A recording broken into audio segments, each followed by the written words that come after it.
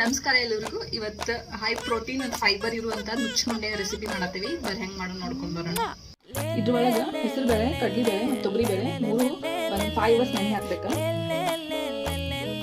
ಈಗ ಒಂದು ಮಿಕ್ಸರ್ ಜಾರಿಗೆ ಹಾಕೊಂಡು ಸ್ವಲ್ಪ ರುಬ್ಕೋಬೇಕು. ಈಗ ಫುಲ್ ರುಬ್ಕೋಬಾರ್ದು, ಈ ತರ ಒಂದು 80% ಅಷ್ಟೇ ರುಬ್ಕೋಬೇಕು. ಈ ತರ ಒಂದು ನೋಡು ಇಷ್ಟು ಹಾಕ್ಬೇಕು.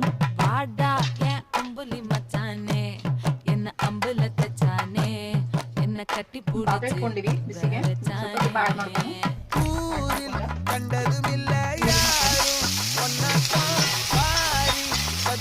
ಜಿಂಜರ್ ಆಡ್ ಮಾಡ್ಕೊಂಡು ಹಸಿ ಬಟಾಣಿ ಬಜ್ಜಿ ಹಾಕೊಂಡು ಸಾಲ್ಟ್ ಹಾಕೊಂಡ ಒಂದ್ 2 ನಿಮಿಷ ಬೇಯಿಸ್ಕೊಂಡಿದ್ದ. ಕರೆಕ್ಟಾಗಿ ಬೇಯ್ದಿದೆ. ಒಂದು 10 minutes ಇದ ಕೂಲ್ ಆಗ್ಬಿಡು. ಇದು ಕರೆಕ್ಟಾಗಿ ಕೂಲ್ ಆಗತ್ತೆ. ಈಗ ಇದ್ರೊಳಗೆ ಮಿಕ್ಸ್ ಮಾಡ್ಕೊಂಡ್ಬಿಡೋಣ. ಈಗ ಇದೆಲ್ಲ ಮಿಕ್ಸ್ ಮಾಡ್ಕೊಂಡ್ಬಿಡೋಣ. ತರಕಾರಿ ಮತ್ತು ಇದು ಪೇಸ್ಟ್ ಮಾಡ್ಕೊಂಡಿದ್ದ. ಈಗ ಕೊತ್ತಂಬರಿ ಹಾಕೋಣ. ನಿಮ್ಗೆ ಎಷ್ಟು ಬೇಕಷ್ಟು ಹಾಕೋರಿ.